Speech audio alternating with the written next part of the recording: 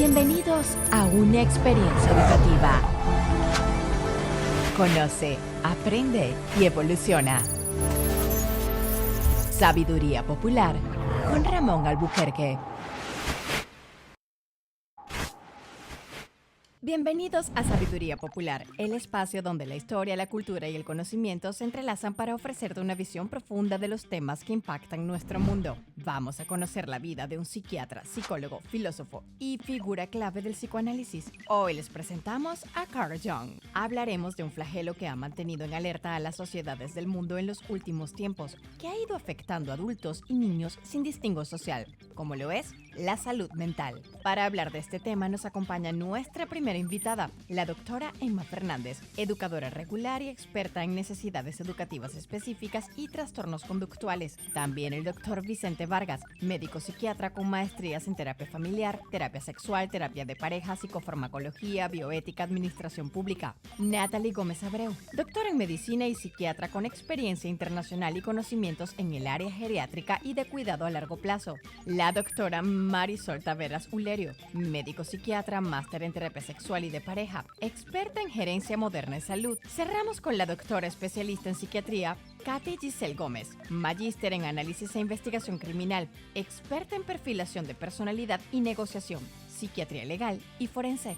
Bien, por si te interesa, vas a conocer sobre los medicamentos antidepresivos, una invención farmacológica que ha ayudado para la tranquilidad de las personas en todo el mundo. Acompáñanos en esta nueva entrega de Sabiduría Popular, donde el conocimiento es poder y la historia, nuestra mejor maestra.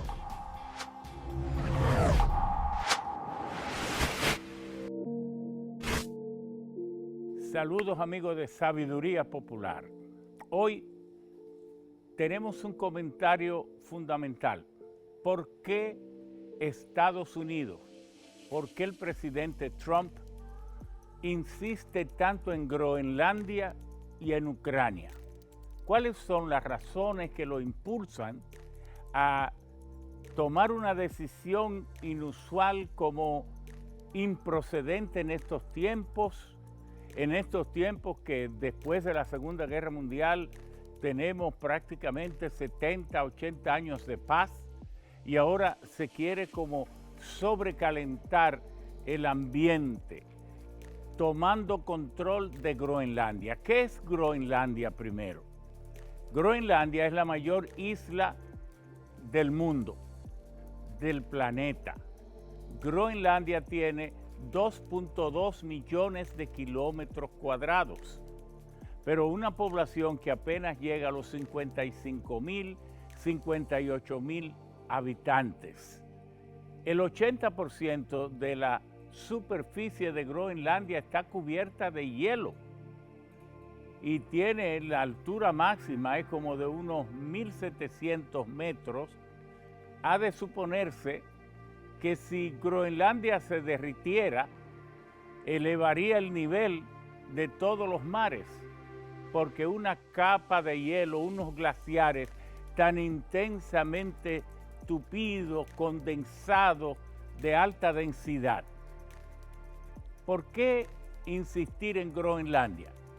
No es solo por los metales, por las tierras raras, por el titanio, por el berilio, no es solo por el litio, no es tanto por eso, es porque ahora con el deshielo, por el cambio climático del Báltico, de los cielos que rodean el círculo polar ártico, está siendo transitable prácticamente todo el año el norte de Europa, y sería mucho más fácil llegar de Japón, de la punta de Asia, pasando por el Báltico y llegar a Groenlandia. Sería mucho más fácil. Entonces Estados Unidos, como potencia mundial, se siente obligado a tomar control de Groenlandia antes que tome control Putin, antes que Rusia pudiera querer tomar control o tomar control China u otra alianza o la misma Unión Europea, porque esto de que Dinamarca que apenas tiene 40 o 50 mil kilómetros cuadrados, un país de apenas 5 millones de habitantes, que cometió el error hace unos 20 y tantos años de concederle la autonomía a Groenlandia, cuando Groenlandia era parte estructural del territorio de Dinamarca. Si fuera parte estructural, no pudiera ningún otro país empezar a inventar, pero ahora, hace apenas 2 días, 3 días, que se celebró un otro plebiscito en Groenlandia y ganó la tesis de la independencia, de manera que ustedes verán que se va a proclamar la independencia en Groenlandia dentro de poco, dándole a Trump, si se quiere, mucha mayor facilidad para una de las ocupaciones o anexiones más impresionantes del mundo, porque Estados Unidos tiene cerca de 10 millones de kilómetros cuadrados, pero con la anexión de Groenlandia tendría entonces, imagínese usted, casi 12 millones de kilómetros cuadrados. Claro, Rusia tiene 17 millones, Canadá, que también aspiraría a Trump a que fuera el Estado 51, tiene 10 millones de kilómetros cuadrados. De manera que esta es una de las razones por qué el presidente Trump insiste tanto tomar Groenlandia, y todo parece ser, a juzgar por la actitud del comandante en jefe de la OTAN que visitó la Casa Blanca hace poco y poco menos que prácticamente apoyó esas ideas del presidente Trump. Lo de Ucrania ya ustedes lo saben. Para Trump nunca fue una guerra que mereció admiración y mucho menos envolvimiento de Estados Unidos, y lo que Trump quiere convertir este proceso de búsqueda del cese al fuego y la paz en Ucrania como otro negocio más. Lo que está planteando es asociarse a la explotación de los recursos naturales de Ucrania, le está inflando la deuda. La Unión Europea y Ucrania dicen que Estados Unidos solo ha gastado 100.000 millones, pero Trump insiste en que son 500.000, y entonces en base a esos 500.000 es que le está imponiendo los acuerdos al pobre Zelensky, que poco menos deberán dar buscando algún país que por generosidad lo acoja cuando salga del poder, desprestigiado y acusado de corrupción, porque le van a preguntar dónde metió todos estos millones, al igual que se lo preguntarán a su alto mando de quienes se dice que han hecho cualquier cosa con esos dineros. Hasta aquí las explicaciones de por qué el presidente Trump y Estados Unidos insiste en tener control de Groenlandia y en fabricar esta paz que todos queremos, pero que parece ser será impuesta por el desprestigio en que Estados Unidos mismo ha contribuido a que caiga el líder de ese proceso, que es Zelensky. Muchas gracias aquí en Sabiduría Popular, dándole seguimiento a los acontecimientos fundamentales que mueven el mundo.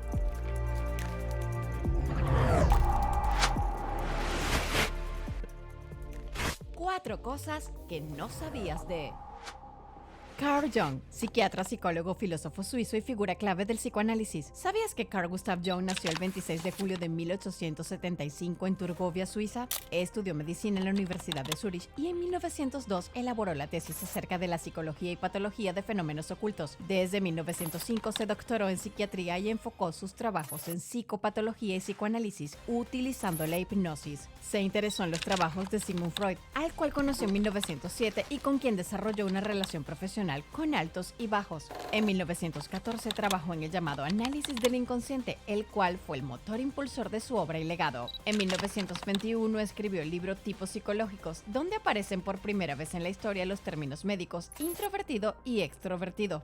Otro tema que le causó interés fue la ufología. Escribió en 1959 un libro titulado Platillos Voladores, un mito moderno de cosas vistas en el cielo. Aunque creía fielmente en sus avances de la medicina, Jung hacía sesiones espiritistas con frecuencia, hecho que le causó gran interés. De hecho, Jung se casó con Emma Rauschenbach y tuvieron 5 hijos. Una de ellas, Agatha, se convirtió en medium.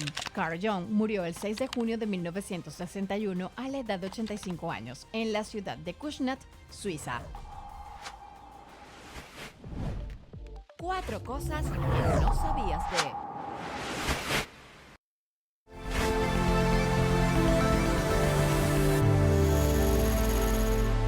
Sabiduría en vivo.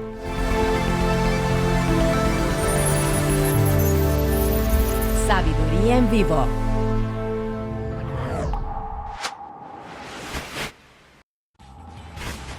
Búscanos en las redes sociales, las redes de sabiduría. Síguenos en YouTube como Sabiduría Popular RD, Facebook Sabiduría Popular, Instagram Sabiduría Popular RD, Twitter o X Sabiduría Pop RD. No olvides seguirnos para estar al día con todo lo que aquí comentamos.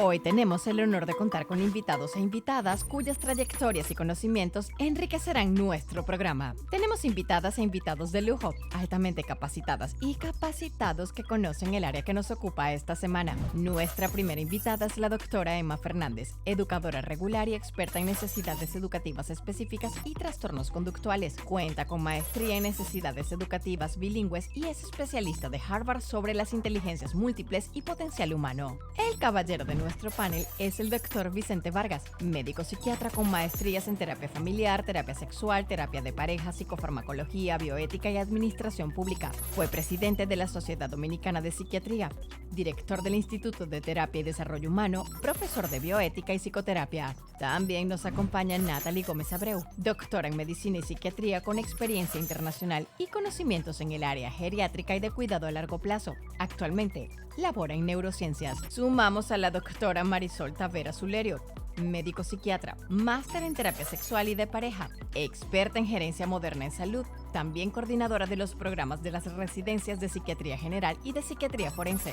Actualmente es gerente de salud mental en el Hospital Traumatológico Dr. Ney Arias Lora. Además, se desempeña como docente universitario de grado y posgrado en diferentes universidades de República Dominicana e internacionales. Cerramos nuestro panel con la doctora especialista en psiquiatría, Katy Giselle Gómez, magíster en análisis e investigación criminal, experta en perfilación de personalidad y negociación y psiquiatría legal y forense, con conocimientos de peritaje forense, incluyendo especialización en niños abusados. Con estos distinguidos y distinguidas panelistas, estamos seguros que el debate será altamente enriquecedor y educativo. Bienvenidos a Sabiduría Popular.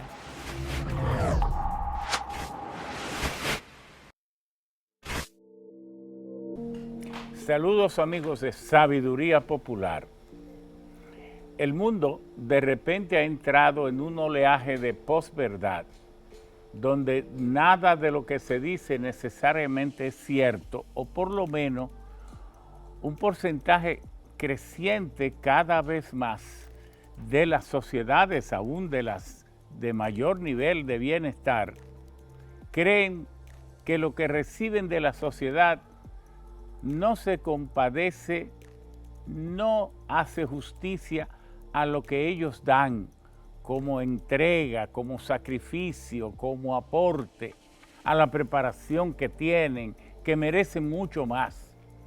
Y eso le ha ido creando una especie de encono que viven contra el sistema establecido, prácticamente contra todo el mundo y contra todo el que sube, y entonces buscan líderes, como se está dando últimamente, que dicen cualquier cosa, que el Departamento de Trabajo dice que el desempleo es 3%, pero ellos quieren decir que es 12, 14, y le dicen a la misma gente que están trabajando, usted está desempleado, es decir, arman un descreimiento total en la sociedad. Y esto va creando una especie de malquerencia entre la población, quienes gobiernan y entonces la democracia, que no tiene, parece ser quien la defienda, si usted encuesta, saca los peores coeficientes de aprecio, de valoración, y cuando las sociedades van perdiendo su apoyo a la democracia, su afecto, su interés, se van refugiando en el totalitarismo. Y el totalitarismo no es solo de muchos guardias imponiendo las voluntades del líder, sino hasta en la forma de pensar dentro de la familia. Y por eso, junto al consumismo en que vivimos, en que las masas de los pueblos ven cómo hay de todo para los que tienen dinero y cómo mucha gente, sin haber hecho lo suficiente para merecer miles y miles de millones, los obtienen tan fácil, y se ha ido imponiendo una especie de descontento generalizado, de mal humor, que está volviendo a la gente, sumiéndolo en un estrés profundo, en un disgusto, en no me gusta lo que hay, y hasta lo que hacen mucho dinero, usted le pregunta, ¿cómo está la cosa? Está muy mal, porque hasta Corripio dice que no lo está yendo bien. Entonces, en este tipo de sociedad cargada de estrés, que el Estado no tenga una estructura para que la gente tenga dónde consultar, dónde referirse, dónde pedir una opinión. Es verdad que yo estoy un poco desquiciado. Usted me puede escuchar por lo menos para yo desahogarme.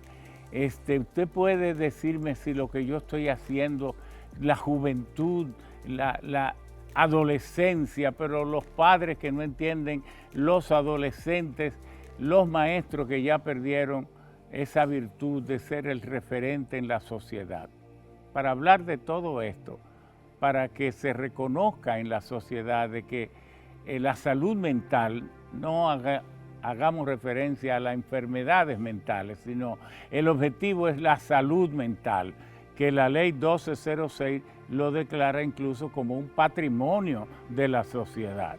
Un patrimonio de la sociedad. Y en el 2006 se hizo un enorme esfuerzo de, conforme al artículo 89 de la ley 42, de la Ley General de Salud, estructurar una red de atenciones a la población para la búsqueda de la salud mental, para el logro de ese objetivo, pero entonces no hay un centavo para nada.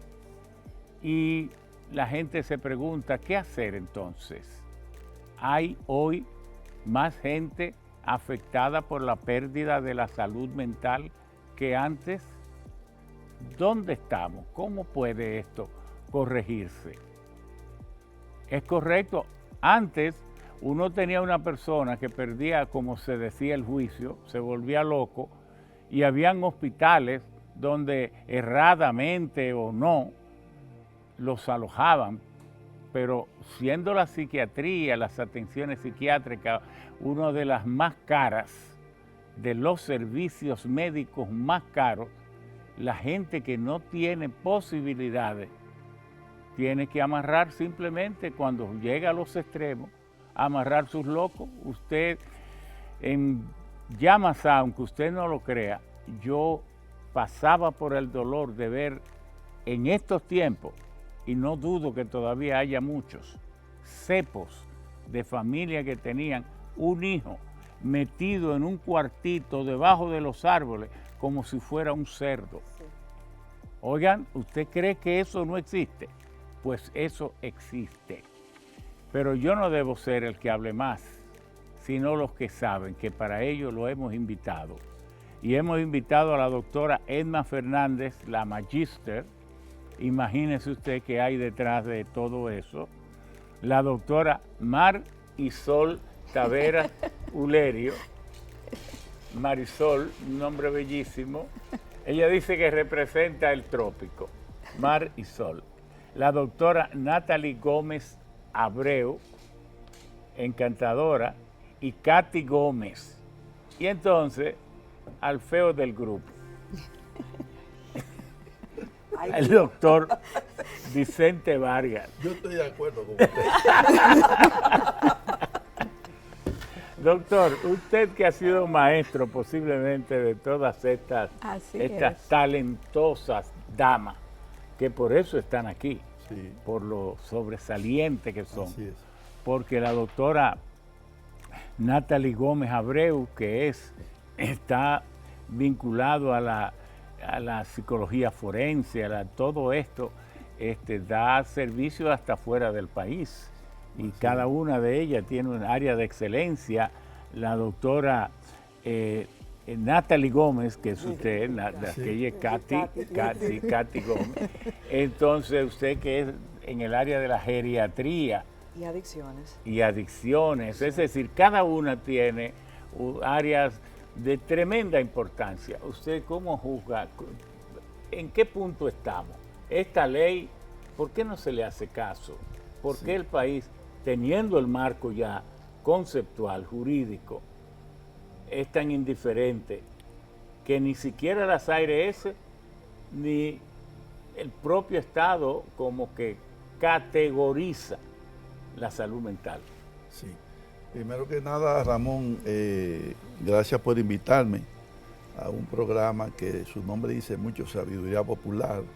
Yo pienso que con esa introducción y con otros programas que tú has hecho, tú le estás de alguna manera enalteciendo lo que es la sabiduría de este pueblo. Este es un pueblo muy sabio, aunque muchas veces con muchas situaciones, como tú has dicho, de desigualdades, etcétera, pero con una sabiduría que tú enalteces. Así que gracias por invitarme y ponerme aquí al lado de estas mujeres tan bellas y tan inteligentes.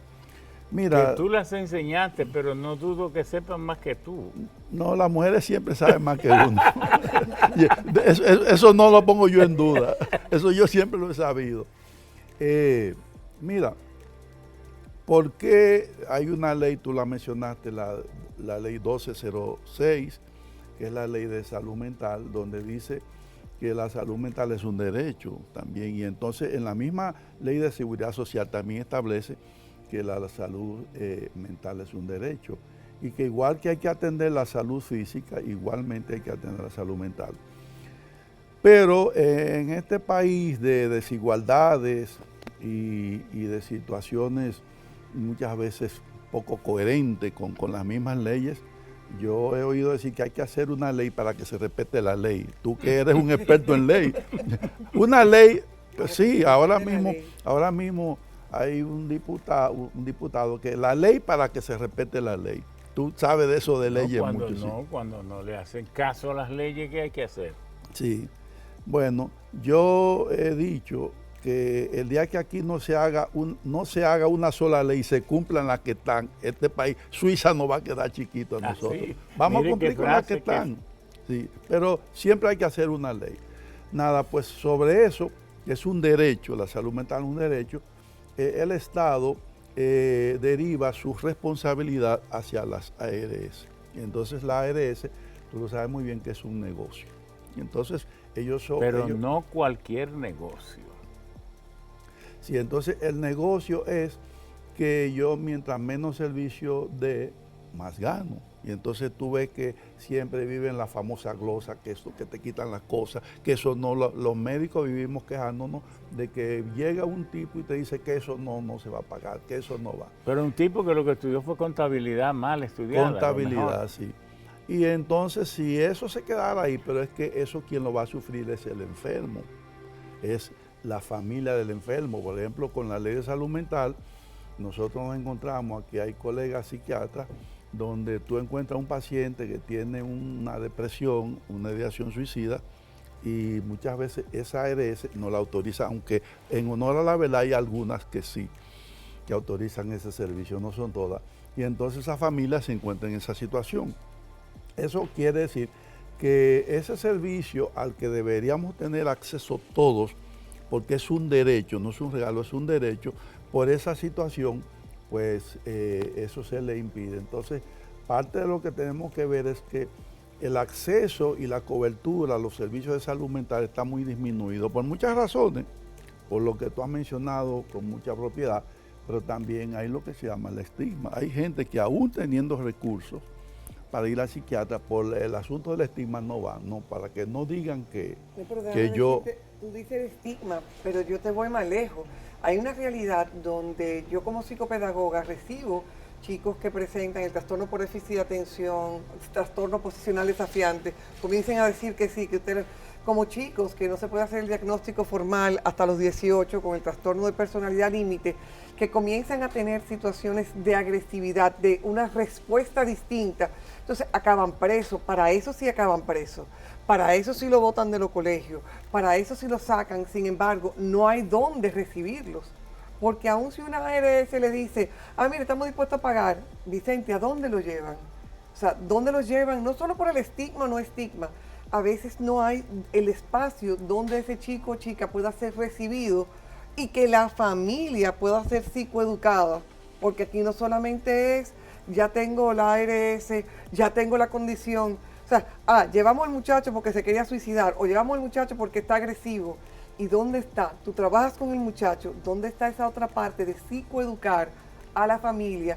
Y yo creo que eso es parte de lo que la ley no está contemplando tampoco. A mí no solamente me hablen de dinero, necesitamos formar y que ustedes, como psiquiatras, le den alternativas a las familias de qué más hacer. Pero tomando esto, ¿cómo pueden sentirse un hogar, el padre y la madre, donde tienen que trabajar? Ya sus hijos se van haciendo, ya son adolescentes o entrando a la adolescencia. Ellos mismos saben que tienen una conducta medio desviada, medio violenta y que llevan hasta cuchillos y cosas así. Pero ¿qué hacer esos padres si están desarmados? No hay los instrumentos sociales para ayudarlo a él y ayudar al muchacho y ayudar a la escuela. Por poner esto... Sí, es una situación que se vive con mucha frecuencia aquí y esos padres muchas veces se sienten impotentes, desprotegidos. Dice, ¿cuál es la protección que tenemos del Estado? ¿Cuál es la protección que la sociedad nos ofrece? Y muchas veces esos muchachos pues recurren a lo que se llaman la adicción de sustancias, porque así como es difícil acceder al servicio de salud mental, así es de fácil acceder a la sustancia. A la sustancia, qué porque lo más fácil que hay es acceder a una sustancia, eso está en todas las calles, en todas las esquinas. Y en las escuelas que se la llevan fácil. Vamos a poner para que no nadie se me quede sin hablar, porque no todo el mundo tiene el mismo impulso. Usted va a concluir en 2 minutos, luego va la doctora. Viene la doctora. Ay, Marisol está primero que yo.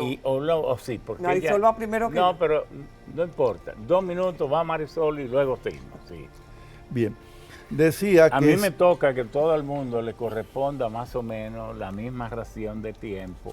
Para que... Lo importante es no interrumpir para que el profesional concluya en la área que Claro. más... Sí, vamos a ver. O sea, que decíamos que en medio de esta situación de violencia, de adicciones, de estrés, de desintegración de la familia, toda esa situación, que no me voy a extender mucho en decirlo, en medio de todo eso... No, tenemos 2 horas. Ok, no se preocupe. muy bien. Haga En su medio de obra toda maestra, esa usted. situación que hay, que ya mencioné, está la dificultad para acceder al servicio o a la atención A lo de salud contrario. mental. Pero la facilidad para acceder a la sustancia prohibida, la facilidad para acceder al alcohol, tú vas a cualquier colmado, compras un pote de ron, tú puedes en cualquier esquina encontrar la sustancia que tú quieres. Entonces, si tenemos esta situación social tan convulsa, tan difícil, que amerita que los servicios de salud mental se faciliten y se abran a través Pero yo quiero hacerle una pregunta antes de usted, en este turno.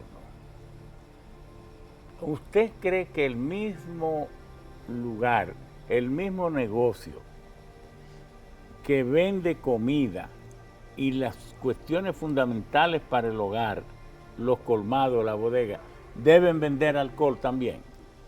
Donde aquí no se le pone, se le facilita en extremo.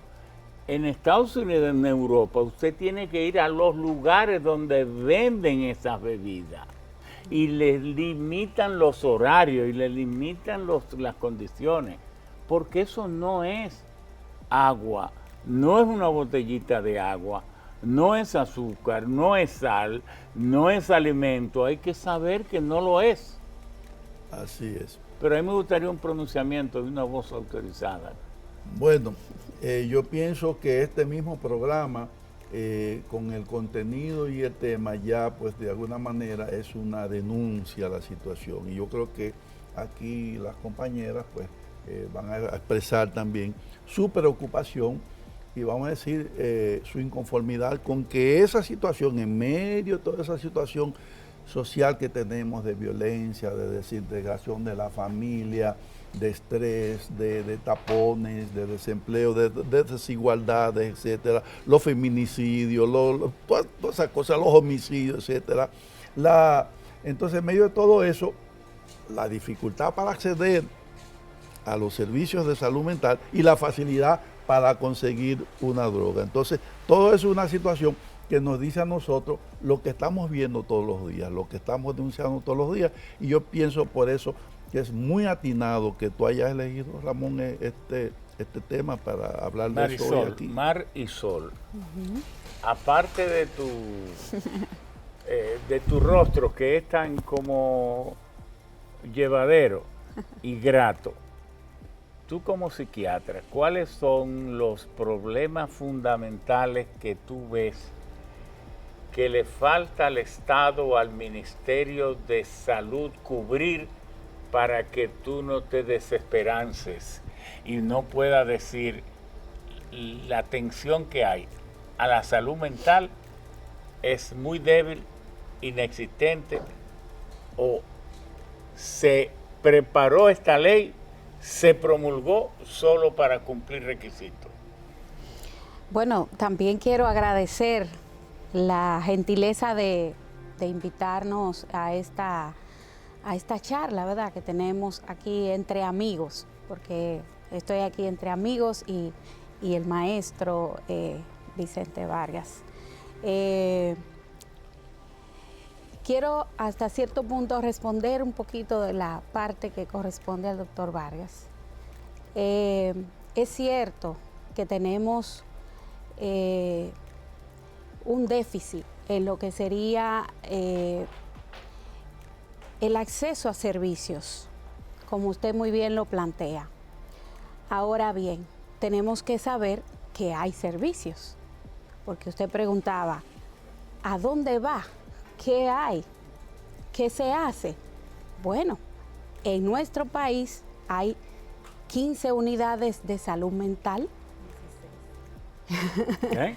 16 Y son 16. sí, pero esa no está todavía funcionando, ¿verdad? Bueno, 16 vamos a decir unidades 16, de salud mental. Sí, hay 10. ¿Cuál es la cobertura de cada una? Bueno, Sus radios de cobertura, de acción. sí, las unidades de intervención en crisis, como su nombre lo dice, lo que asiste es a los pacientes que están en una urgencia psiquiátrica, que necesitan de una atención inmediata y que necesitan de una atención de por lo menos una semana, 15 días, para yugular esa crisis y luego entonces continuar su proceso de tratamiento y de seguimiento con él. Ahora bien, fuera de esas 16 unidades que están distribuidas en todo el país, claro está, no son suficientes. 16 unidades, que una tiene 8 camas, otra tiene 4, otra tiene 5, 160 camas, etcétera. vamos a poner o 100 camas. Bien, entonces no son suficientes. Bueno, actualmente tenemos 142 camas en el país. Ese es el numerito. Y hay 6 unidades, que no son unidades, son 6 hospitales que dan servicio de casos no complicados.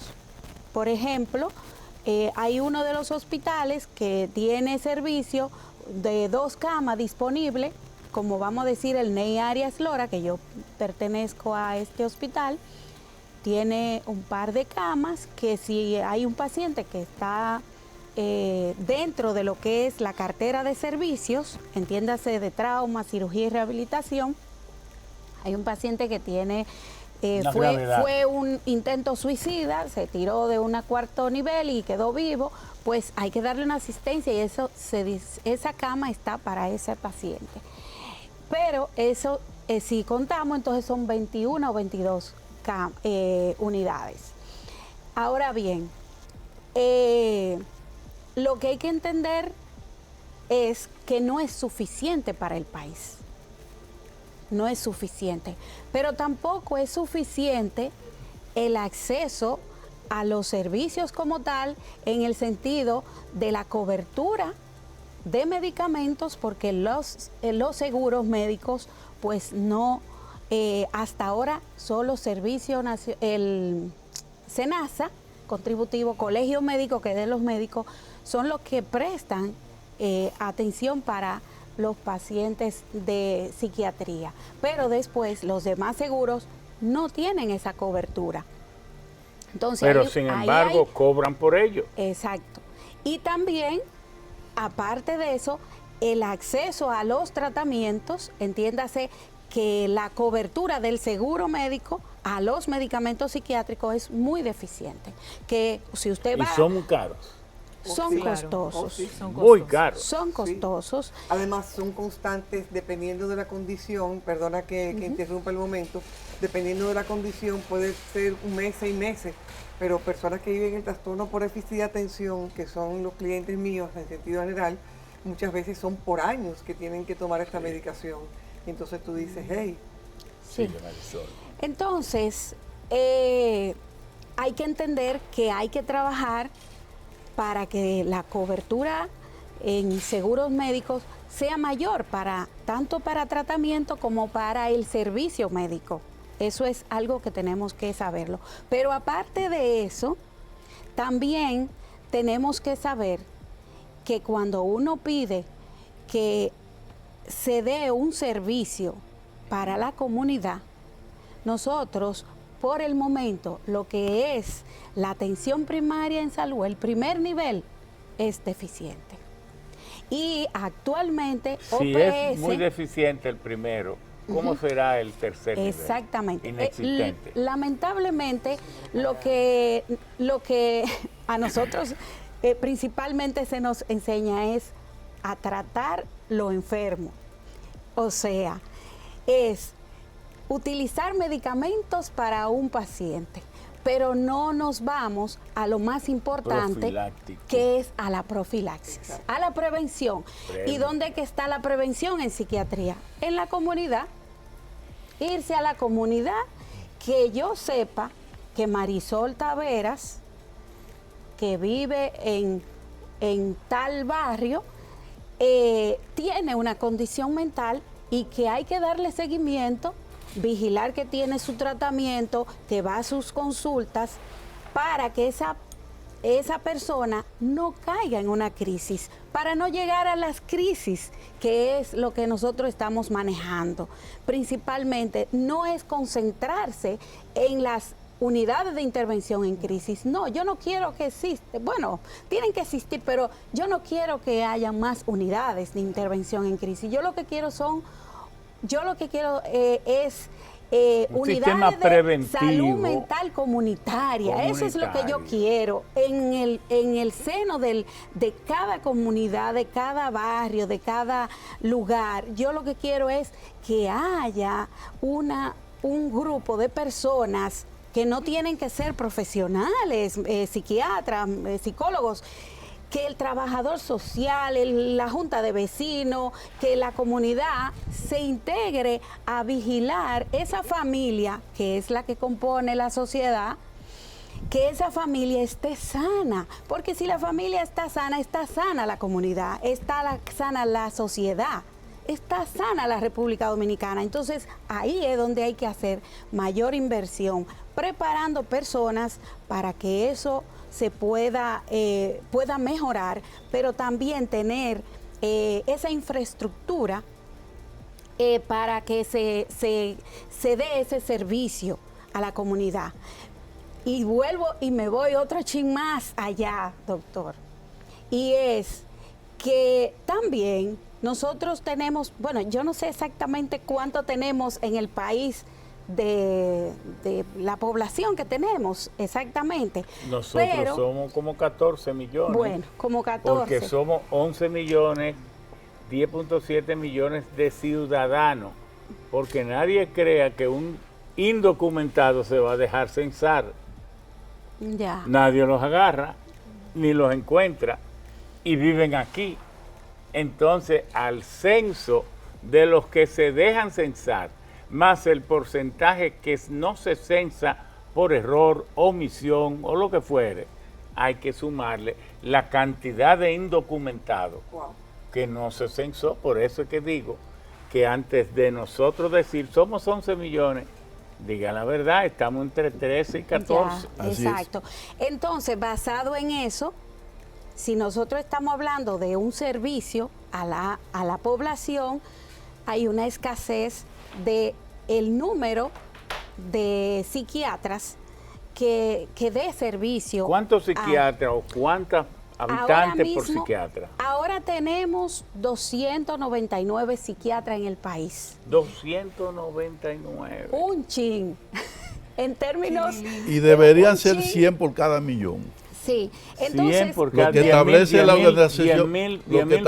Organización Mundial de la Salud es que haya 100 psiquiatras por cada millón. 10.000 personas. Y somos 14 millones sí. y ya la doctora dijo la cantidad. Para que tú Bueno, veas el déficit que hay de psiquiatras. yo entiendo que deben ser unos 900 por ahí a 1.000 psiquiatras que deberíamos tener. Ahora, doctor, déjeme explicarle algo.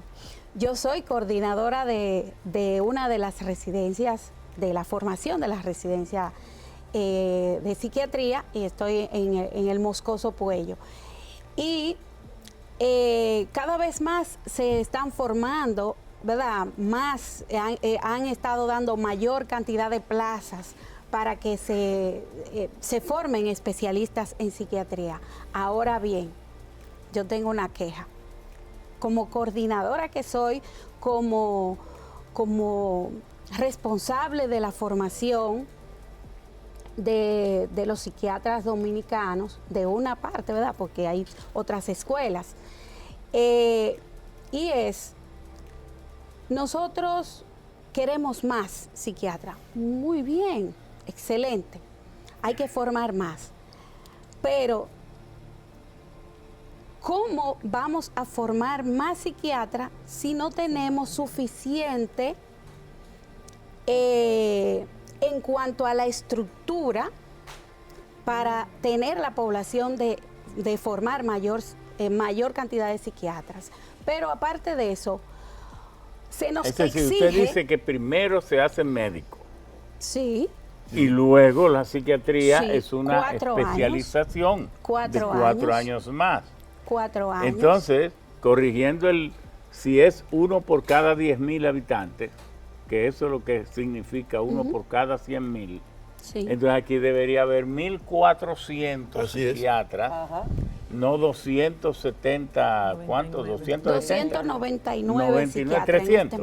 Y de esos, solamente, estamos hablando de que de esos solamente estamos trabajando a nivel público alrededor de 180 a 200 psiquiatras, porque hay una cantidad que ya están pensionados, que no están laborando, pero son psiquiatras, entonces están contabilizados ahí. O sea que si usted ve la cantidad que está trabajando ahora mismo para la población dominicana, somos muy pocos.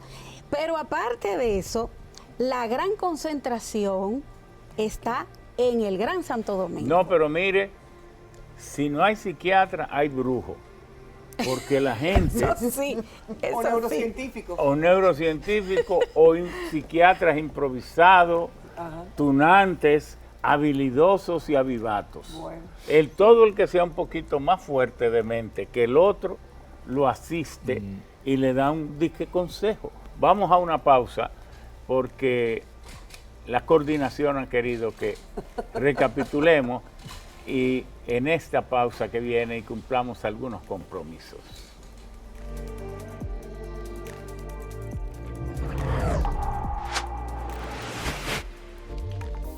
Por si te interesa, hoy te contamos los detalles de la creación de un medicamento que ha salvado la vida de millones de personas y ha permitido mejorar la calidad de vida en la sociedad. Hablamos de los antidepresivos, una historia sorprendente y esperanzadora. Así que prepárense, relájense y comenzamos. El inicio de los medicamentos antidepresivos viene desde el descubrimiento del litio en 1817 por parte del químico sueco Johann August Argenson. En 1949, el psiquiatra australiano John F. J. Cade descubrió que el carbonato de litio era efectivo para tratar el trastorno bipolar o depresión maníaca. El primer medicamento antidepresivo como tal data del año 1950 y se denominó iproniazida, creada inicialmente para tratar la tuberculosis. Este fármaco presentaba un efecto elevador de ánimo en pacientes y a partir de ahí se iniciaron experimentos para valorar mejor sus aplicaciones. Con estos estudios nació en 1957 el primer grupo de fármacos antidepresivos, los llamados inhibidores de monoamina oxidasa, es decir, los IMAO. En 1958 llegaron los antidepresivos tricíclicos, medicamentos indicados para enfermedades psicóticas como la esquizofrenia. El primero fue la imipramina, producto de más avanzados estudios médicos. En 1970 se crearon los llamados antidepresivos atípicos o de segunda generación. En las décadas de los 80 y 90 surge una verdadera revolución en materia de tratamientos antidepresivos con la creación de los inhibidores selectivos, ISRS. En la actualidad, estos son los medicamentos más prescritos para atender asuntos a nivel mundial. Los efectos adversos de los antidepresivos varían, pero en su mayoría tienen igual eficacia en el tratamiento a corto plazo de los síntomas depresivos agudos. Con el avance de la medicina, el aporte de los medicamentos antidepresivos ha logrado un avance en la calidad de vida de muchos pacientes. Este es un importante invento para el avance de la salud y bienestar del ser humano. Y hoy te lo contamos por si te interesa.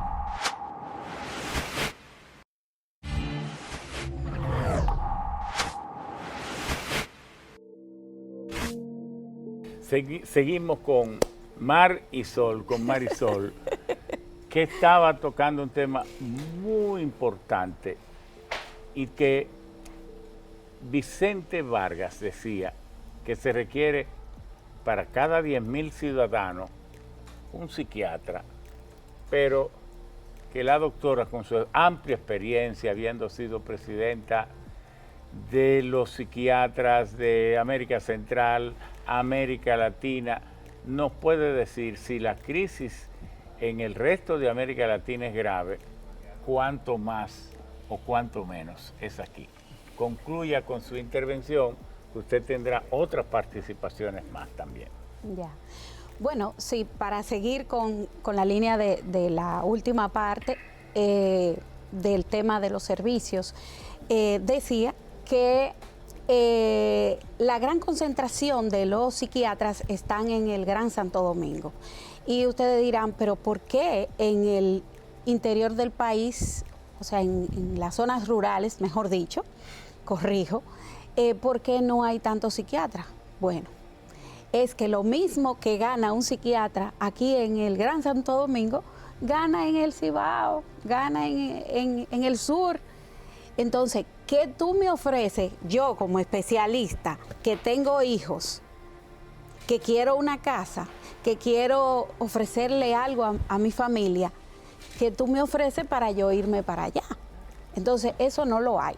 Ese es el tema del cual el psiquiatra Pero si hay no que formar más psiquiatras y formarlos intensamente, debe hacerse un mayor esfuerzo y pagarle muy bien a esos maestros que forman los psiquiatras. Ahí es el punto. Yo le comentaba que como soy parte de los formadores en la residencia de psiquiatría, una de las situaciones que nosotros tenemos es, se nos exige que el profesional salga bien capacitado, bien formado.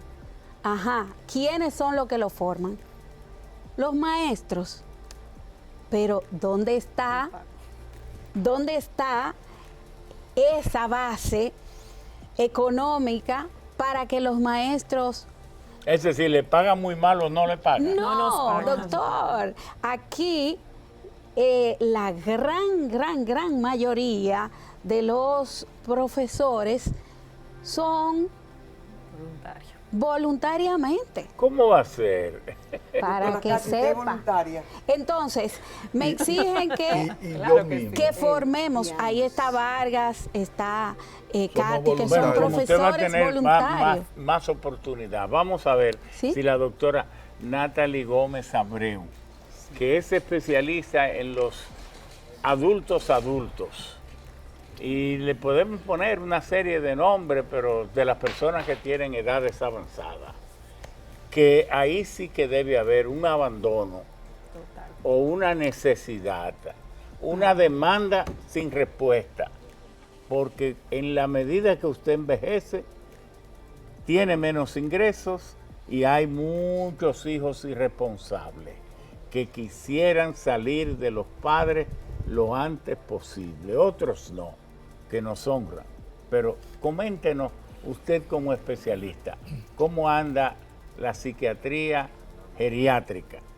Que es casi un sacrilegio hablar, si la situación está tan difícil en sentido general, hablar de una especialización es casi un atrevimiento.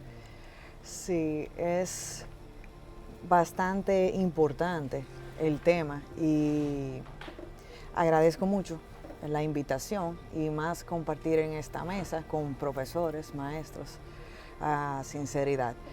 Partiendo de ese punto de psiquiatría geriátrica y también la otra parte de adicciones y terapia electroconvulsiva, yo sería más o menos como un híbrido de algo que es bastante escaso y más aún porque me formé aquí en psiquiatría bajo la tutela de la doctora y después me fui a Estados Unidos a hacer mis 2 subespecialidades o fellowships. Una de las preguntas mías e inquietudes, si la gente que tiene cierta posibilidad, y no estoy diciendo que yo soy lo mejor del mundo ni nada de eso, se Si a lo mejor queda, lo es. bueno, a mí no me gusta eso, pero lo aprecio. O sea, si el talento dominicano se queda afuera, entonces, ¿qué va a hacer de nosotros? ¿En manos de quién está mi papá y mi mamá? ¿En manos de quién está mi abuela? Y ahí vamos hacia algo que nos va a tocar tarde o temprano enfrentar, porque primero, la muerte viene ahí. El envejecimiento es algo que no podemos evitar y mientras más amigos nos hagamos de él, más fácil se van a dar las cosas, a mi humilde entender. Partiendo ya de esa a manera de introducción, hay varias situaciones sumamente precarias. Primero, las mismas aseguradoras, si tú no estás afiliado antes de cierta edad, tú tienes serios problemas para poder afiliarte a partir de los 65 o 60 años. Y hay que ver qué comorbilidades tú tienes. El sistema de salud que tenemos... Perdón, ahí. ¿Es correcto entonces que el Estado, que es el regulador por excelencia de la sociedad, permita que servicio como ese sea totalmente comercializado?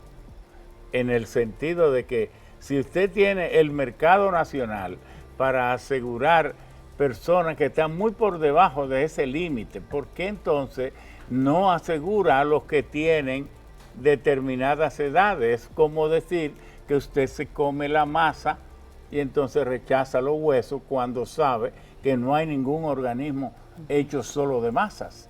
Entonces el gobierno tiene que entrar ahí.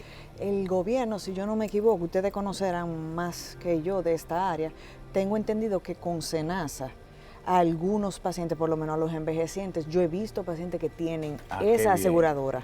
De SENASA casi todo el mundo tiene buena opinión. Y aprovecho 2 segundos nada más. Existe una ley especial para el adulto mayor, incluyendo que no solamente deben recibir el servicio de manera gratuita, sino que deben recibir ciertos descuentos en muchísimas cosas. El problema es que muchas veces se ignora mis derechos a nivel de ley. Entonces quería comentar eso y recordar también que existe CONAPE, que cualquier reclamo a violación a derechos del adulto mayor, esa institución está presta para eso y está dando muy buenos servicios, porque las cosas buenas también hay que decirlo. Es el que dirige el doctor Ramírez. García Ramírez. Justamente yo iba a hacer esa clarificación al final. Claro. Porque más que el problema, me gusta ser parte de la solución y ver en qué yo puedo contribuir, porque todos sabemos la situación que estamos atravesando.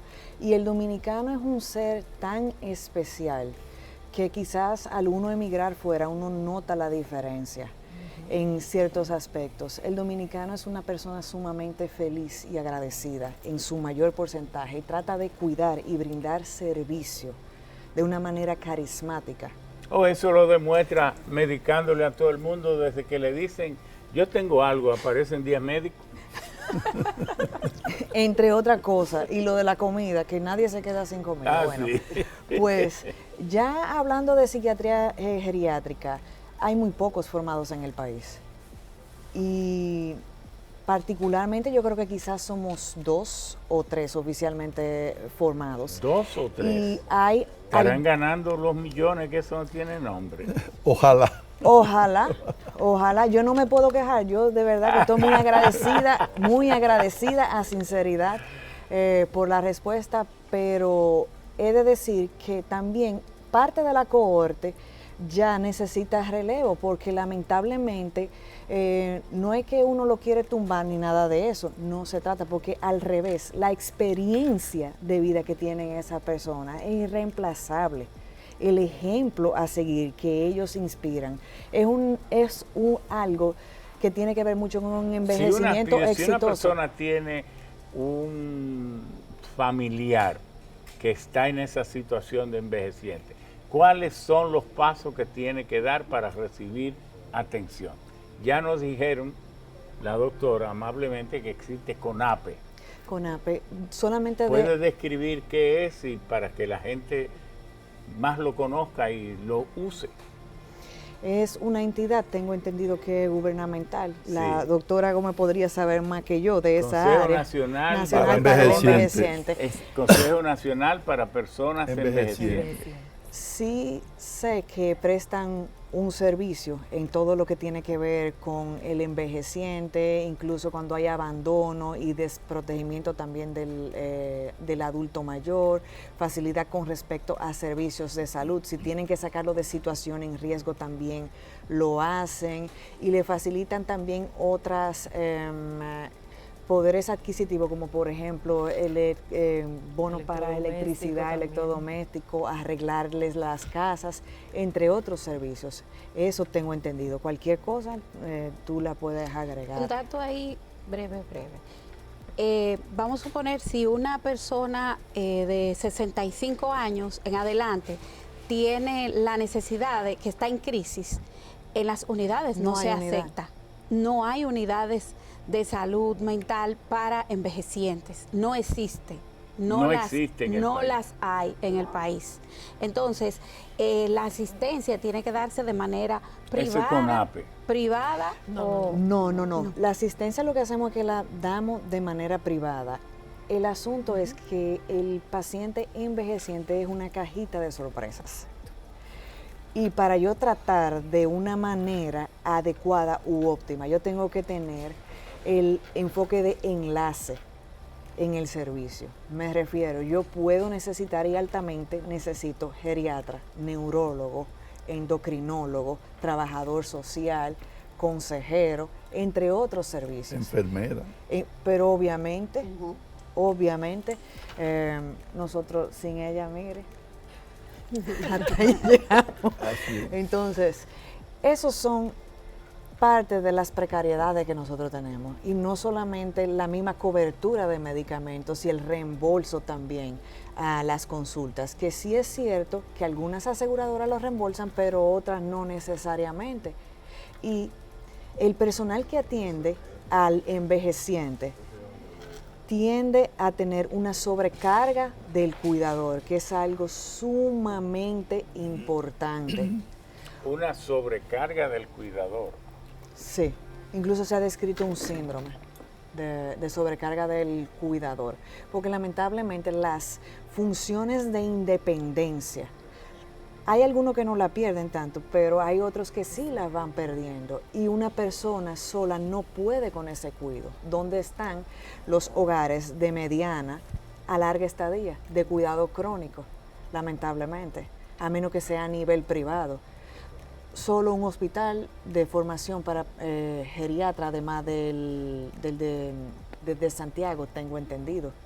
El Calventi es el hospital que da servicio de geriatría, no psicogeriatría. Pero me dicen que se está inaugurando uno próximamente, o que se inauguró, uno de geriatría. Creo que... SEMDOE tiene una cobertura amplia y están tratando de abrir más el servicio con respecto a geriatría.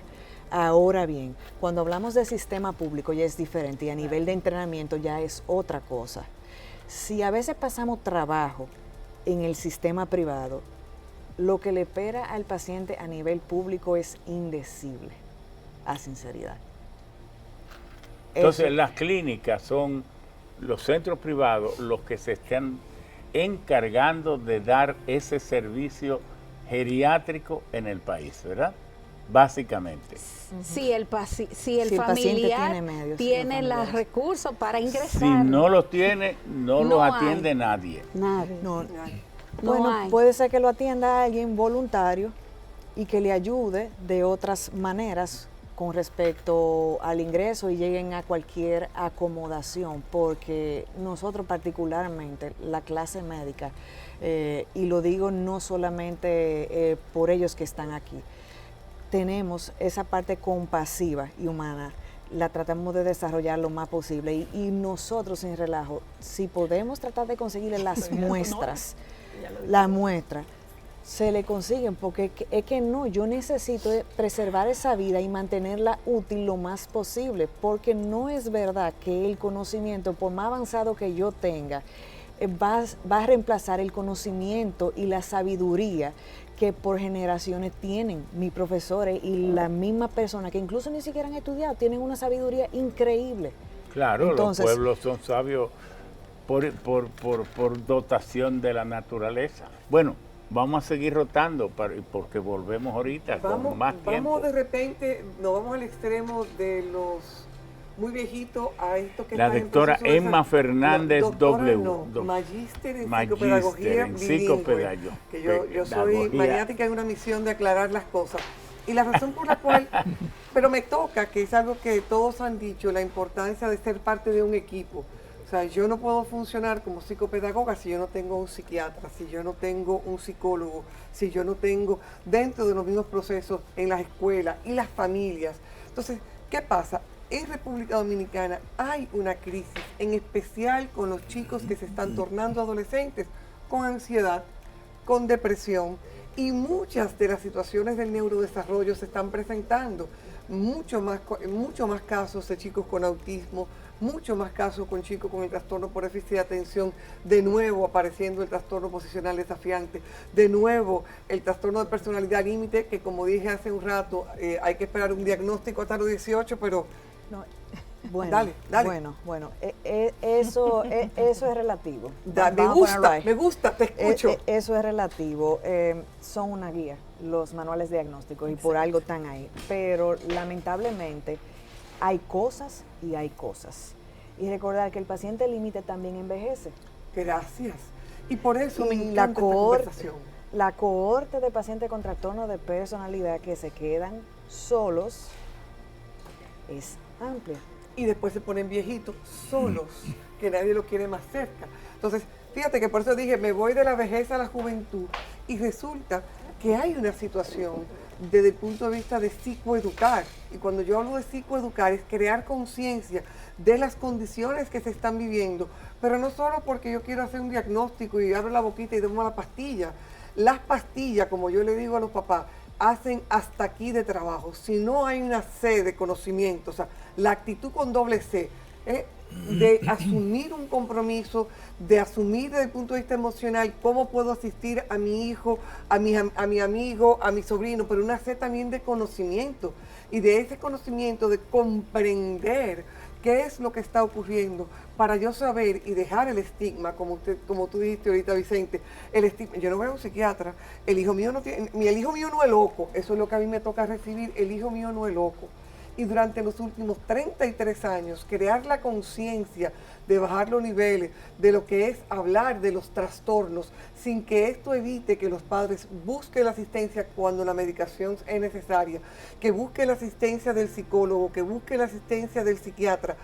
Sin embargo, si esto no va con lo que tú compaginaste ahorita, la educación, ¿qué está pasando en los salones de clase? Yo me acuerdo cuando doña Milagro Ortiz Bosch, hace muchos años, era ministro de Educación, me preguntó, Emma Carolina, ¿qué tú crees de la inclusión? Y yo le dije, creo en la inclusión con formación. Y ella me dijo, ¿qué tú quieres decir con esto? Claro, que si tú vas a entrar personas que son neuroatípicas dentro de los salones de clases, asegúrate de que el maestro, de que los profesionales que estén a su alrededor, el psicólogo, el consejero y los mismos maestros sepan cómo responder para poder realmente crecer y que ese chico neuroatípico pueda educar, porque yo soy de las que creo que los chicos neuroatípicos pueden brindarle al chico neurotípico oportunidades de crecimiento y de aprendizaje y echar para adelante. Porque si no, aquí va mi segunda versión de los hechos.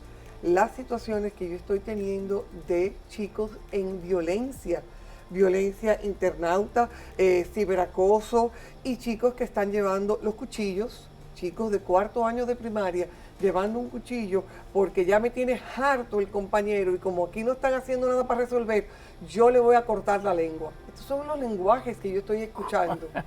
Entonces, a mí me preocupa y ahí yo le voy a preguntar a la doctora Katy, no, que yo sé que tú estás trabajando mucho con perfiles en el extranjero. ¿Qué está pasando aquí? Que estamos comenzando a ver a chicos hablando de llevar bombas al colegio para explotar el colegio que nunca le he hecho caso. ¿Qué está pasando aquí con las personas que estamos teniendo cereales, porque todo el mundo dice que es como un conflé? Y uno dice, no, espérate, que no es cereales de conflé.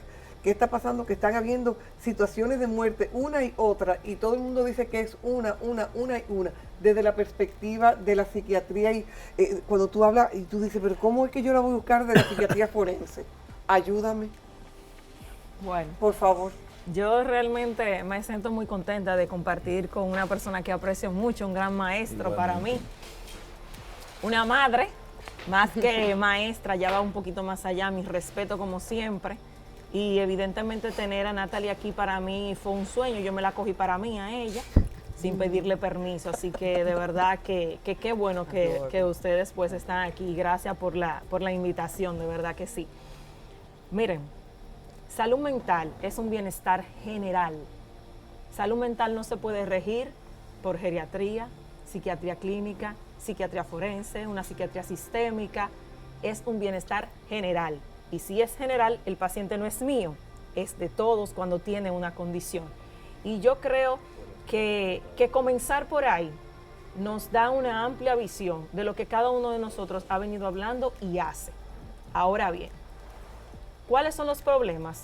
Son múltiples factores. No nos dan 2 horas, no nos da 1 año para poder hablar y citarlo todos de manera particular.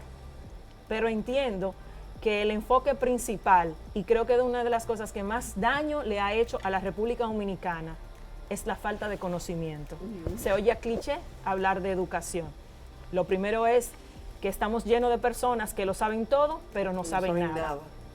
Muchas personas que le encanta hablar de salud mental, pero no tienen ni las competencias ni son los idóneos y legalmente necesitan tenerla para poder hablar lo que nosotros, que somos profesionales del área, y aquí está una coordinadora de residencia, puede dar el testimonio, sí, hizo sus 4 años de carrera, hizo tal cosa, hizo su tesis, se graduó, su documento está en la Sociedad Dominicana de Psiquiatría, y para mí eso es lo más preocupante, que voces no autorizadas dan diagnóstico, hablan de cifras cuando no han participado nunca en una consulta, y eso es grave. Eso no solo es intrusismo, sino que eso es una violación en la legislación dominicana, comenzando por ahí. Lo segundo, déficits enormes con los psiquiatras y nuestros materiales y herramientas, donde nosotros como maestros, como docentes, tenemos que de una u otra forma desprendernos de las cosas que nos corresponderían para crecer en una área, para poder ayudar a otros a crecer. La residencia, por ejemplo, que son las más pequeñitas, o bueno, la nuestra es la más pequeñita, la de forense realmente, que es una gran necesidad.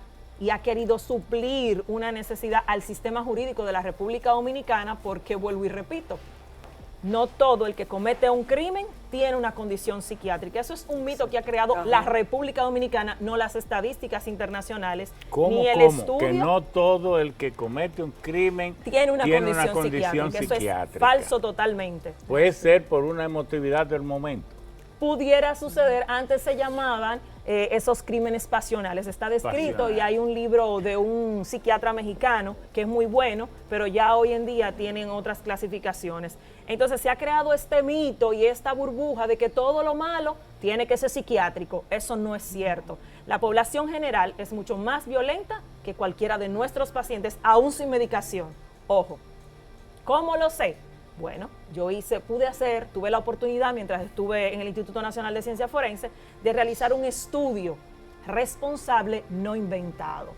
Todas las personas que acudían pues a su cita para hacer su informe pericial, entiéndase esos usuarios que tenían una supuesta condición mental y un conflicto con la ley, pues ahí pudimos ver el contraste de que realmente tú tienes otra condición que tiene que ver con tu personalidad. Una personalidad psicopática o antisocial de la personalidad o cualquier otra, porque también me he hecho muchos trastornos límite de la personalidad dentro de este conglomerado criminal. Entonces, eso es importante que se aclare. El paciente psiquiátrico solamente se torna peligroso cuando está en una crisis. No hay por qué tenerle miedo. Entonces, yo tengo que volver a mi maestro. Cuando el doctor dijo estigma, esa sigue siendo nacional, internacional, en el libro que usted quiera, googleelo donde usted quiera, el problema mayor de la salud mental. Porque todo lo malo se le pega al paciente psiquiátrico. ¿Y quiénes son los que lo tratan mal también? El mismo personal de salud. ¿Por qué no se ingresan casi en clínicas privadas? Le tienen miedo, hay que decir la realidad. Una enfermera no quiere bregar con un paciente loco porque le puede hacer algo. Y eso es estigma, esos son mitos. Lo único que a nosotros en este momento nos pudiera diferenciar es el estilo de vida que llevamos y cuidamos un poco más nuestra salud mental, pero todo el que está aquí tiene un cerebro para ponerse mal. Sí, ¿cómo atender? Porque yo mismo tuve la experiencia personal de un familiar que tuvo una condición psiquiátrica y se volvió profundamente agresivo y agredía a todo el mundo. Y si lo llevamos a una clínica había que amarrarlo. Entonces, en la clínica a veces tienen esos miedos, pero serán infundados. Claro que sí. Mire, nosotros tenemos diferentes tipos de contención. Un paciente en crisis también tiene derecho a que usted le explique lo que está haciendo con ese paciente, aunque no lo entienda. Contención verbal, luego contención física. Si no logramos que se calme, entonces tenemos la contención farmacológica. Entonces nosotros a veces no queremos volar los procesos y hacer las cosas como querramos. O a veces hacemos denuncia, como he visto yo, el cepo que ustedes mencionaron ahorita, pero yo he escrito a canales y no lo traen. Entonces la gente lo que no quiere es acercarse al psiquiatra, porque en muchas ocasiones, muchos hemos vivido la experiencia que nos dicen que prefieren tener cáncer que una condición mental. Wow. Es terrible. Dígame, doctora. ¿Te puedo interrumpir un poco? Claro, siempre. El psiquiatra trabaja con la psicopatología, o sea, con la alteración del contenido del pensamiento y del pensamiento mismo. Entonces, cuando hay una alteración de ese pensamiento, de ese contenido de pensamiento, el paciente no sabe lo que está haciendo, está fuera de la realidad, está haciendo cosas que no es que él de por sí es una persona violenta, sino que su contenido de pensamiento, que oye voces, que le hablan, que le dice a esto, lo manda a que haga cosas, si no le hace, si no mata a tu mamá, te va a morir tú o va a acabarse el mundo. O sea, son cosas como esa. Entonces nosotros somos seres que tenemos instintos, por lo tanto nos vamos a defender de lo que sentimos cuando algo nos agrede. Entonces, por lo tanto, un paciente que está con una alteración mental, con una psicopatología, pues claro está, se puede tornar violento, pero no quiere decir que esa sea su esencia. No. Estamos de acuerdo, pero cuando Y tiene no de la noche a la violencia, mañana tampoco, porque los pacientes siempre dan señales. No es que hoy amaneció que quiere matar a todo el mundo. Exactamente. Ahí hay un descuido o una negligencia familiar, porque Exacto. muchas veces, y lo vivimos en el hospital psiquiátrico antes de que se formara lo que hoy en día es, los que estábamos en el 28 a 28, como le decíamos antes, sabemos que nos lo dejaban ahí tirados los pacientes, y muchas veces se volvían prácticamente al cuidado 100% de uno. Entonces es importante también entender que ese paciente ha sido abandonado, que lo dejaron, y tenemos pacientes de tu área, él sigue Eso lleno lo- todavía. claro. Entonces, fíjese que no es que de la noche a la mañana nadie se torna violento porque sí, él va dando señales, así como niños dan señales desde pequeño, porque no podemos etiquetarlo, sabemos claramente que hay una corteza prefrontal que se va desarrollando. Y no podemos decir así, bueno, quería llevar, por ejemplo, el ejemplo que usted ponía ahorita, lo del cuchillo, y ya por eso es un disocial, que así es como se llaman los menores de 18 años cuando son probables antisociales en el futuro. Entonces, hay una serie de cosas. Nosotros trabajamos por protocolo. El psiquiatra es médico. El psiquiatra quita la ropa para ver al paciente, para examinarlo. Hay una batería de analíticas porque hay organicidades que pueden dar patologías, y eso es lo que la doctora habla de la psicopatología. Nosotros no solamente decimos, sí, es un paciente psiquiátrico, pero si es un tumor que está en el área frontal, o si se rompió una arterita, o si tiene una enfermedad tiroidea y eso le dio una tormenta. Entonces, de una u otra forma, nosotros examinamos todo el contexto, descartando lo orgánico, para entonces poder llegar a un diagnóstico psiquiátrico. La diferencia ya en la parte forense, que es la que realmente mayormente yo ejerzo, obviamente tiene que dar respuesta a esa conducta explique desviada bien o para, criminal. para la parte del país que no entiende bien qué es la psiquiatría forense. Bueno, y con eso vamos a la segunda pausa aquí en Sabiduría Popular. Bueno, nosotros los forenses muchas veces nos dicen que si es que nosotros estudiamos a los muertos, no tiene nada que ver con eso, sino que estudiamos esa conducta desviada. O sea, los conocimientos de la psiquiatría clínica son aplicados al servicio jurídico. Entiéndase, hay una persona que comete un homicidio o una infracción a la norma y dice que tiene una condición psiquiátrica, entonces me toca a mí, como forense, determinar si eso es real o no lo es. Muchas veces... Uno que se está haciendo loco a ver si verdaderamente es loco. Y Bueno, vamos a una segunda pausa en Sabiduría Popular para cumplir con compromiso y además recargar las pilas para venir más inteligentes.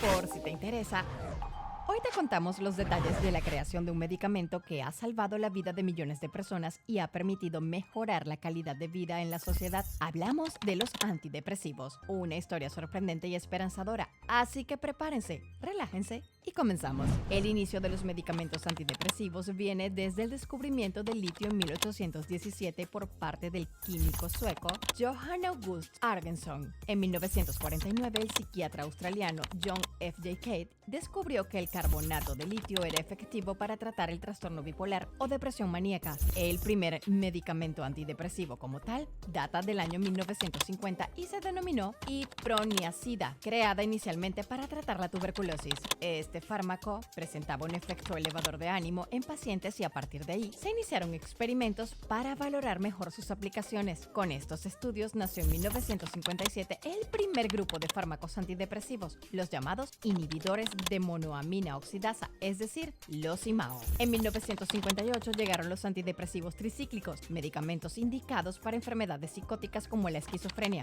El primero fue la imipramina, producto de más avanzados estudios médicos.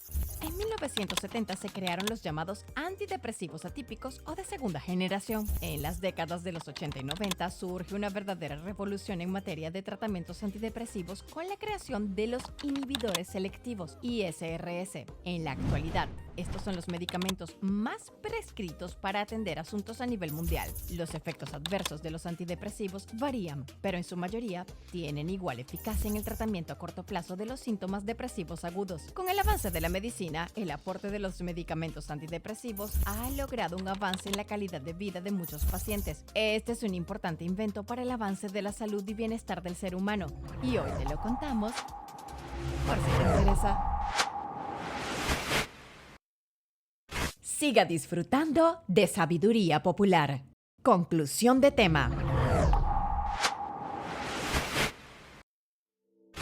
En Sabiduría Popular tenemos de nuevo a Vicente Vargas, un verdadero maestro, educador de todo el país. Hay que educar los dirigentes. Hay personas que se engancha a dirigentes, que le ocupa al país las posiciones cimeras. El Estado es el regulador por excelencia y el Estado tiene una trascendencia más allá de ejercer el poder represivo o manejarle el presupuesto. El Estado es al mismo tiempo, el gobierno es al mismo tiempo el que educa con el ejemplo. Si uno ve que los dirigentes no saben de lo que tienen que saber, no se ocupan de las cuestiones fundamentales, este tema de la salud mental que estamos destacando, visibilizando tanto hoy, es para que lo asuman los ministros de salud, el director del sistema hospitalario, para que lo asuma CONAPE, que lo está haciendo muy bien y lo haga mejor, para que se le asignen recursos, para que se creen estas unidades de salud mental que el país debe tener. Debe haber 1.400 psiquiatras. Bueno, quien tenga la responsabilidad de formarlo ya está enterado, ya tiene el sentido de la urgencia. Bueno, y de esto que queremos invitar al doctor Vicente Vargas para que en esta intervención, que será la última, a pesar de que ustedes pueden ahora intercambiar, nos diga finalmente cuál es el mensaje fundamental que usted quiere llevar a las autoridades y al propio pueblo, que tiene también el propio pueblo que saber que hay que poner mucho de su parte para usted mismo atender sus hijos que tienen problemas, sus familiares y hasta el vecino. La sociedad es un gobierno compartido. Muy bien, bueno, lo que hemos estado viendo y lo que han expuesto mis acompañantes aquí es que la salud mental es el equilibrio entre lo físico, lo social, lo psicológico y hasta lo espiritual. Que cualquier evento o situación que rompe ese equilibrio ya hay un trastorno de salud mental. Que esa salud mental que es necesaria, estamos hablando de que el Estado debería de garantizar el acceso para que la población pueda, por su derecho, ir hacia la salud mental, que nosotros no tenemos el suficiente personal, no solamente de psiquiatras, sino de enfermeras, de trabajadores sociales, de un personal especializado que se entrene para que entonces esa cobertura, la doctora Tavera lo decía, se pueda insertar también hacia la comunidad. Exacto. Y digo eso porque mucha gente cree que salud mental es nombrar un psiquiatra aquí, nombrar un psicólogo allá. No, esos son parches. Entonces, salud mental tiene que ver con crear un programa, políticas públicas que le permita a la población acceder en cualquier parte del país a donde esté, le permita acceder en su misma comunidad, acceder a esos servicios. No solamente de que pueda ir a un sitio de eso para que se le den las atenciones, sino los mismos medicamentos. Debería haber una red de distribución de medicamentos en cada sector y que eso llegara de manera especializada. Ese personal hay que entrenarlo. No se ha entrenado ese personal para que pueda atender adecuadamente a esas personas que están en cualquier barrio, en cualquier campo o en cualquier comunidad. Estamos viendo que el acceso tiene que ver también con la atención pública y la privada, porque hay el acceso, que es la responsabilidad del Estado, para crear la plataforma, los programas, la política, para que la población pueda ir hacia eso.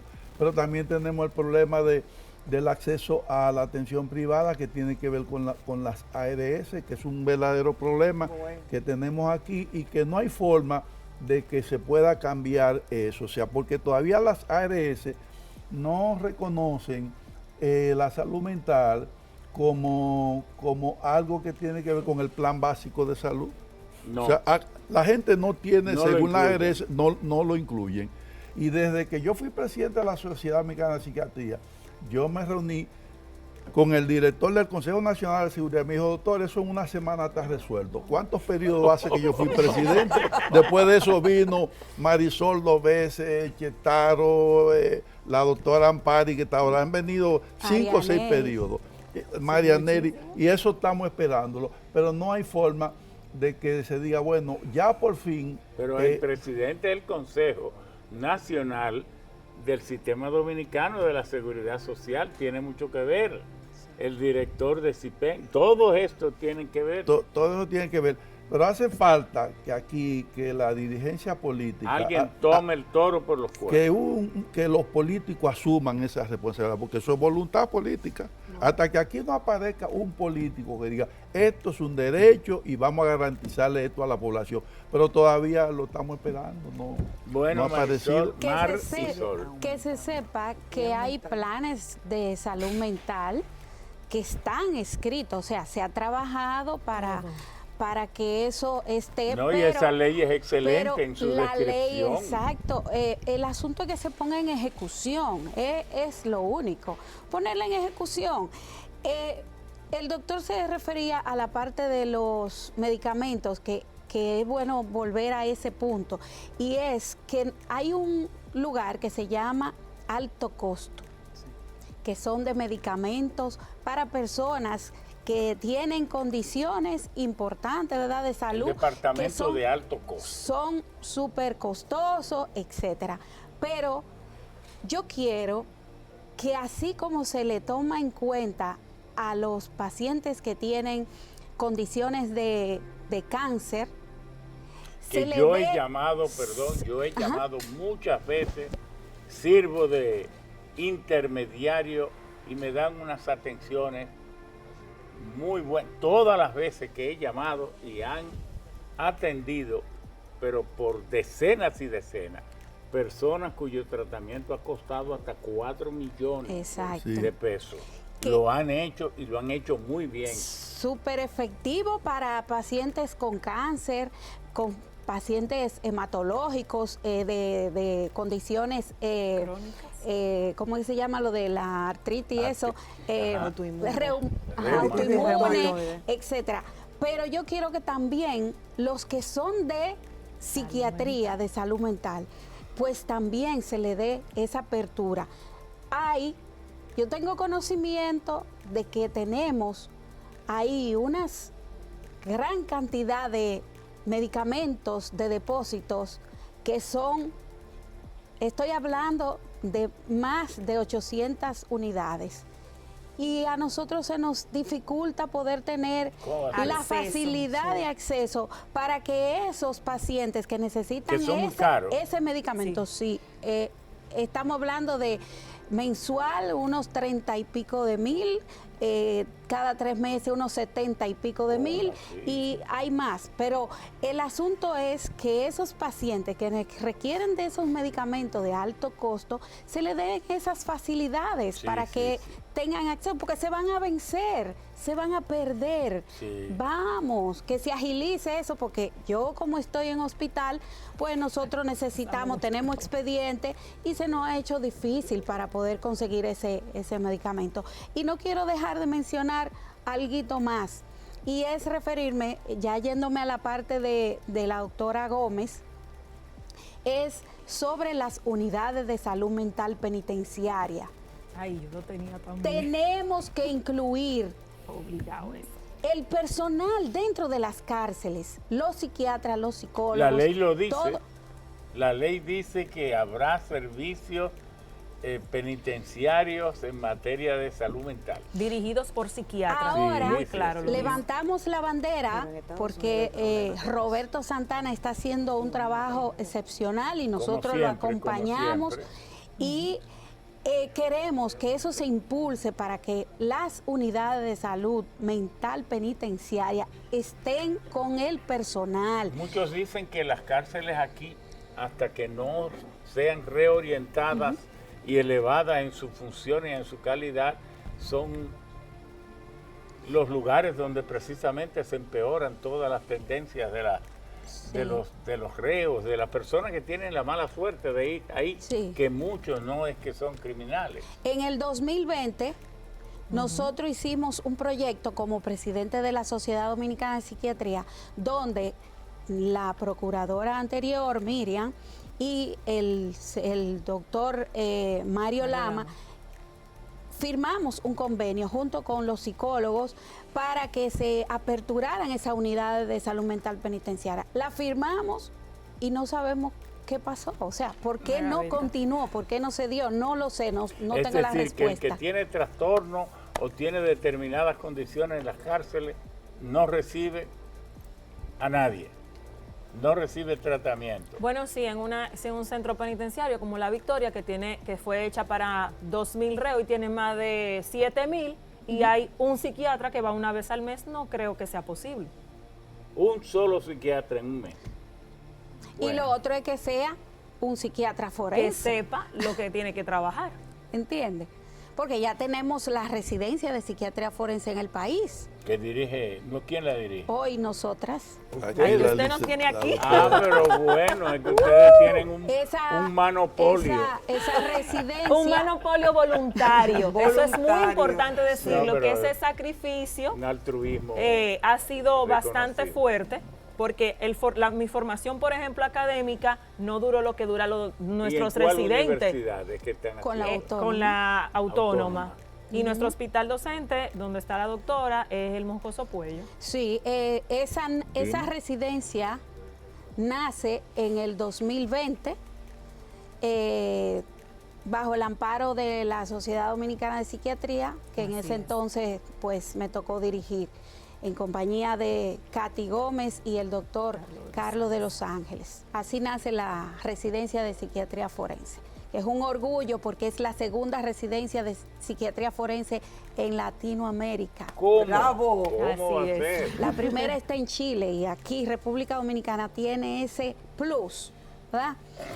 Entonces, nada. Somos pocos, pero somos muchos. Sí. Así es. Somos buenos. Entonces, ya para culminar, yo lo que quiero dejar a la sociedad es que recuerden que la psiquiatría es parte del ser humano. Está en nosotros. Nuestro cerebro es lo que trabajamos, la conducta y las emociones, y está en nuestro cuerpo. Es humana. Porque somos lo que comemos y somos lo que pensamos. Somos todo. O sea, la salud mental es todo lo que somos, todo lo que hacemos. Salud mental está en todo momento. Así que no se vea como algo aparte. Es parte de nosotros y hay que amarla, hay que respetarla, hay que darle el espacio que merece. Doctora, por favor. Bueno, para culminar, son muchas cosas que a uno le vienen a la cabeza, pero trataré de ser lo más sucinta posible en mi intervención.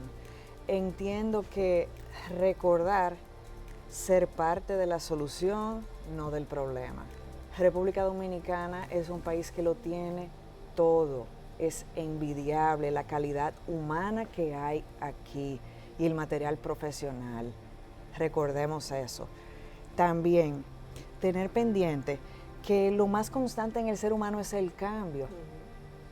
Usted no sabe si yo puedo tener una condición de salud mental y porque yo he hecho y me he seguido a lo largo de la vida, puedo ser altamente funcional en caso de. El estigma y la enfermedad mental no discrimina. Entonces, partiendo de ese mismo hecho, es verdad que tenemos muchísimos medicamentos, incluso que en otros sitios no hay, modernos, pero esa necesidad de los medicamentos y del personal, terapistas ocupacionales, terapistas físicos, entre otros, que lo necesitamos nosotros para trabajar con psiquiatría geriátrica. Excelente iniciativa de que aquí hay una residencia de la subespecialidad de infanto juvenil también, Así es. en el Robert Rick Cabral, Sí. que hay una unidad de niños y adolescentes en el Santo Socorro que presta esa ayuda. Entonces, vamos a enfocarnos también a trabajar la población geriátrica, por favor. No seamos los grandes olvidados, así como los pacientes. ¿Por qué usted no crea su residencia? Se acerca a una de las universidades, ¿no? Eso está en planes porque un proyecto de los más complejos empieza por una simple idea. Sí, y si supiera que eso está por lo menos en mi mente y tengo tanto por las relaciones que tengo en Estados Unidos. Así como usted felicita a las jóvenes, que son muy jóvenes, ellas las van a felicitar a usted cuando usted lo haga. Ay, Dios mío. Vamos a trabajar en esa parte. Te voy a dar una orejita, eso está en planes para la próxima gestión. Pues vamos a trabajarlo. Ajá, Estamos ahí. Bueno. Y por lo menos los contactos por Sí, psiquiatría claro. geriátrica Eso hay y que adicciones. desarrollarlo en el país porque si solo hay cerca de 300 psiquiatras y en el campo de la geriatría me dice que solo hay 3. En una nación que en la medida que mejore sus condiciones de vida, asimismo, si uno hace un estudio de la campana demográfica del país, uno va a encontrar que de 0 a 14 años, como este es un país todavía pobre, hay cerca de 23, 24 de cada 100 habitantes. Si fuera un país desarrollado, solo habría 14 o 15, porque una de las características de las naciones que se van enriqueciendo es que disminuye la población, los niños, disminuyen los jóvenes y se amplía la población madura. Y destacar en ese mismo sentido que las adicciones existen y empiezan tanto a una edad más temprana como a una edad más tardía. Ahora bien, la cohorte de pacientes que más se complican con adicciones y que más se internan para detox, por lo menos en Estados Unidos, y se complican, son los pacientes de más de 50 años. Oh. Y lamentablemente esa es la realidad, que en por algún eso momento... es que su especialidad de geriatría y adicciones. Claro, porque es que el manejo es incluso Bueno, no totalmente quiero, se nos acaba el tiempo, doctora. Por Mira, favor, aquí doctora como Fernández. psicopedagoga voy a entrar con Paulo Freire, porque todo el mundo ha hablado del estigma y todo el mundo ha hablado de la importancia de educar. Y como él escribió La pedagogía del oprimido, indiscutiblemente crear una conciencia crítica en las personas para poder educar en las aulas, porque como todo el mundo ha dicho, necesitamos educar a la familia, necesitamos ir al pueblo, necesitamos trabajar con la comunidad. El primer espacio en la comunidad es la familia, el segundo espacio en la comunidad indiscutiblemente es el colegio. Y hablar de educación emocional no es hablar solamente de pedir perdón y pedir permiso, es hablar de crear conciencia, tener autoconciencia, quién soy yo, por qué soy yo, cuáles son mis valores, por qué yo soy importante, cuáles son mis retos, cuáles son mis dificultades. Yo tuve la oportunidad de estudiar con el doctor Howard Gardner, un neuropsicólogo, que habló de crear las inteligencias múltiples. Y una de las cosas que él planteó es esa inteligencia intrapersonal y la inteligencia interpersonal. La gente se equivoca que la interpersonal es lo mucho que tú sabes hablar y achachar con la gente. No, es la capacidad de darme cuenta de tu necesidad para yo poder servirte. Ahora, para que eso exista, toca que yo desarrolle mi inteligencia intrapersonal, el que yo reconozca mi realidad, yo reconozca mis limitaciones y que basado en eso, no para decir hasta aquí llegué, sino para buscar los recursos como son ustedes, como psiquiatras, como son los psicólogos, como son los consejeros, como son los psicopedagogos. Mi motivación al gobierno es, ábranse a educar desde chiquito en el hogar, para que podamos seguir sembrando en las aulas y que entonces cuando vengan a llegar, porque las condiciones existen, aún hagamos nosotros el mejor esfuerzo, las condiciones están ahí, pero más cuando lleguen donde ustedes, ya sea algo distinto, porque todos estamos trabajando en favor de un mismo norte. Bueno, Muy bien. Katy, ahí te dejamos que tú tengas el privilegio de ser la última en dar ese cierre a Sabiduría Popular. Bueno, yo quiero cerrar con una frase que me gusta mucho de un jurista, que con todo respeto siempre la he corregido. Él dice que el derecho como el aire está en todas partes. Y yo creo que ese fue su mayor error, decir que estaba en todas partes. porque Debería. la salud mental es como el aire y está en todas partes. Nosotros permeamos todas las áreas de la vida, de cada etapa, desde antes del nacimiento. Entonces yo creo que es importante seguir hablando porque lo que se habla se visualiza. Nosotros necesitamos personas competentes en posiciones claves en nuestro país, no personas que quieran lucrarse de una posición o colocarla en sus currículum. Queremos personas que tengan una voluntad, y sí voy a resaltar porque recién fue el Día de la Mujer. Para mí la doctora Marisol Taveras, que esa residencia que usted también mencionó, doctora, la infanto juvenil, también vino de la mano de ella. Yo creo que tener personas en posiciones claves como ella, creadoras y fructíferas, y sobre todo que, como usted mencionó sin conocerla, con una cara afable, que también es su corazón, es cosas que nosotros tenemos de gran necesidad en nuestro estado. Personas con competencias, personas emocionalmente sanas y sobre todo personas con ese deseo de servir. Salud mental es como el aire y está en todas partes. Gracias. Bueno, pero este como que ha sido un programa de mucha salud mental, ¿eh? Sí.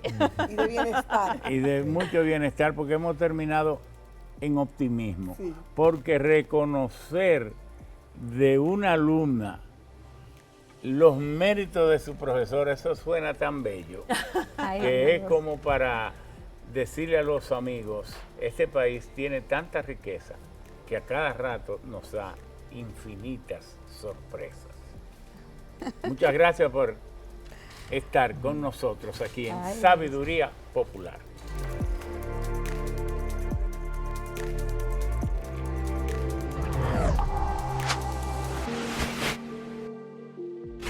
Cuatro cosas que no sabías de Carl Jung, psiquiatra, psicólogo, filósofo suizo y figura clave del psicoanálisis. ¿Sabías que Carl Gustav Jung nació el 26 de julio de 1875 en Turgovia, Suiza? Estudió medicina en la Universidad de Zúrich y en 1902 elaboró la tesis acerca de la psicología y patología de fenómenos ocultos. Desde 1905 se doctoró en psiquiatría y enfocó sus trabajos en psicopatología y psicoanálisis, utilizando la hipnosis. Se interesó en los trabajos de Sigmund Freud, al cual conoció en 1907 y con quien desarrolló una relación profesional con altos y bajos. En 1914 trabajó en el llamado análisis del inconsciente, el cual fue el motor impulsor de su obra y legado. En 1921 escribió el libro Tipos psicológicos, donde aparecen por primera vez en la historia los términos médicos introvertido y extrovertido. Otro tema que le causó interés fue la ufología. Escribió en 1959 un libro titulado Platillos voladores, un mito moderno de cosas vistas en el cielo. Aunque creía fielmente en sus avances de la medicina, Jung hacía sesiones espiritistas con frecuencia, hecho que le causó gran interés. De hecho, Jung se casó con Emma Rauschenbach y tuvieron 5 hijos. Una de ellas, Agatha, se convirtió en medium. Carl Jung murió el 6 de junio de 1961 a la edad de 85 años en la ciudad de Kuznets, Suiza. 4 cosas que no sabías de. Búscanos en las redes sociales, las redes de sabiduría. Síguenos en YouTube como Sabiduría Popular RD, Facebook, Sabiduría Popular, Instagram, Sabiduría Popular RD, Twitter o X, Sabiduría Pop RD. No olvides seguirnos para estar al día con todo lo que aquí comentamos.